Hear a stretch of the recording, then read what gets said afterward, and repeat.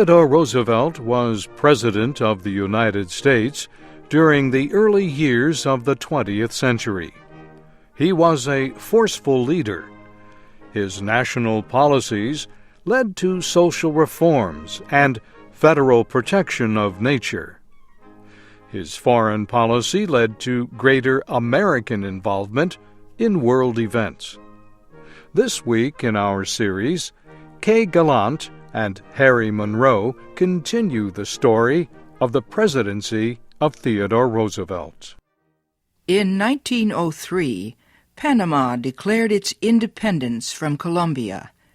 15 days later, Panama and the United States signed a treaty. The treaty gave the United States the right to build a canal across Panama.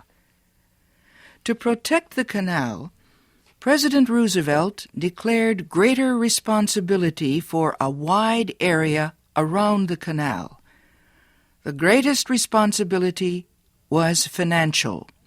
Roosevelt said the United States would guarantee repayment of loans made to Latin American countries. He did this to prevent European countries from using the issue of non-payment as an excuse to seize new territory in the Western Hemisphere. Some Latin American nations were in serious economic trouble. Venezuela was one. At that time, Venezuela owed millions of dollars to Britain and Germany. The Venezuelan ruler refused to make payments on the loans. Britain and Germany decided to use force to get the money. Their ships began blocking Venezuela's ports. When they began shelling coastal areas, President Roosevelt intervened. He urged them to let the International Court of Arbitration at The Hague settle the dispute. They agreed, and the blockade of Venezuela ended. Less than 2 years later, a similar financial problem arose in the Dominican Republic. Revolutions and dictatorships there prevented repayment of foreign loans. The United States offered a solution. It would take over collection of import taxes at ports in the Dominican Republic. 45% of the money would be paid to the Dominican government. The other 55% would be used to repay loans. The Dominican Republic agreed. The plan succeeded. Some countries in Latin America and the Caribbean questioned the right of the United States to act as policemen for the Western Hemisphere, but none openly opposed President Roosevelt's policy. Theodore Roosevelt had become president after the assassination of President William McKinley. He completed the last 3 years of McKinley's term. Then he was ready to be elected in his own right. Republican Party leaders, however, were not so sure. Roosevelt had made businessmen angry because of his attempts to control big companies. But he made voters happy because of his fight for social reforms.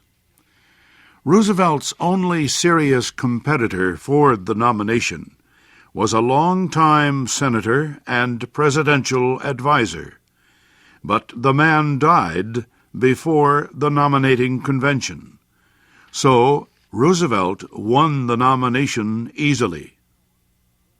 The Democratic Party, in the past 2 elections, had nominated a progressive, Congressman William Jennings Bryan, as its candidate. This time, the Democrats chose a more conservative candidate. He was a New York judge, Alton Parker. Judge Parker had no chance to win the election. Theodore Roosevelt was the best-known man in America. He won easily. On Inauguration Day, Roosevelt made a short speech. He said America's capitalist economic system had done much good for the country, but it also had created a crisis in social relations, and the crisis had to be solved. If we fail, Roosevelt said, the cause of self-government throughout the world will suffer greatly. During his new term in office, President Roosevelt was able to get Congress to approve two major new laws. One was the Hepburn Act. This law gave the Interstate Commerce Commission power to limit how much railroads could charge for transporting goods. The purpose was to keep the cost of railroad transportation reasonable. The other new law was the Pure Food and Drug Act. This law declared it illegal to make or sell foods and medicines containing harmful chemicals. The purpose was to protect the health of all Americans. President Roosevelt's most important foreign policy success came as a result of a war between Russia and Japan. At that time, Russia occupied Manchuria in northern China. Japan occupied Korea. Japan wanted control of Manchuria. It needed that area's coal and iron ore. Japan also wanted to end any Russian threat to Korea. So it decided to fight. Japan's navy easily defeated all the Russian fleets sent to the Pacific, but the two sides continued to fight on land. When both began to run out of money, they accepted President Roosevelt's offer to make peace. Roosevelt invited Japanese and Russian diplomats to meet with him in Portsmouth, New Hampshire. He told them his greatest hope and prayer was for them to find a just and lasting peace quickly. A quick settlement, however, was not easy. Japan demanded $600 million for war damages. It also wanted Sakhalin Island. Russia rejected both demands. It had agreed to give up southern Manchuria. Russia would give up nothing else. Negotiations lasted many days. President Roosevelt became more and more angry when neither side would compromise. But he remained calm and kept the talks going. Later he said, "What I really wanted to do was give an angry shout, jump up, and knock their heads together." Finally, Roosevelt made a secret appeal to the Emperor of Japan. He asked the Emperor to drop demands for money and for Sakhalin Island. He warned that Russia was ready to fight again if the peace talks failed. The Emperor agreed to drop the demand for money, but he still demanded half of Sakhalin Island. Russia agreed to this compromise. The two sides signed a peace treaty. Theodore Roosevelt received the Nobel Peace Prize for negotiating an end to the Russian-Japanese War. However, his efforts were denounced in Japan. Roosevelt was held responsible for the loss of war damage payments. It was money Japan needed badly. Anti-American riots broke out in some parts of the country. At the same time, tense relations developed between American citizens and Japanese immigrants in California. Poor Japanese immigrants were willing to work for low pay. As a result, Americans lost jobs. They protested.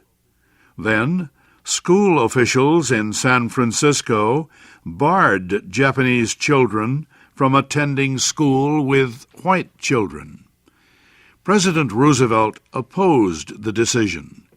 He asked the officials to lift the ban.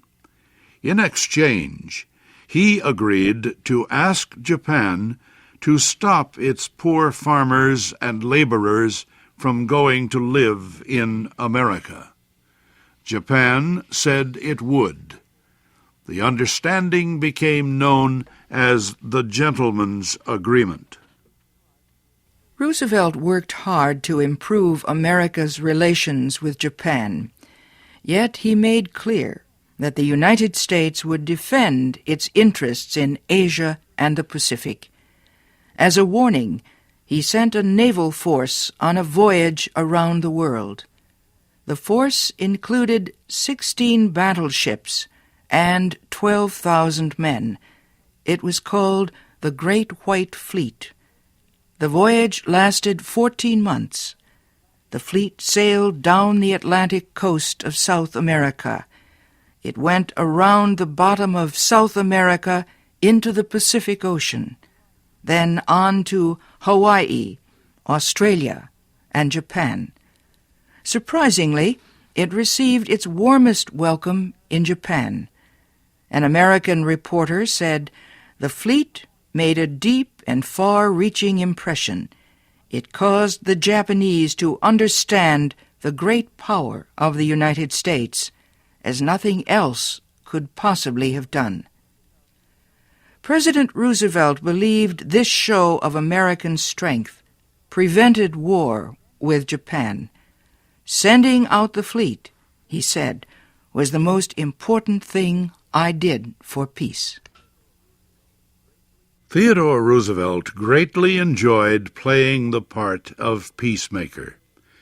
After successfully ending the war between Russia and Japan, he was asked to settle another international dispute. At issue was control over Morocco.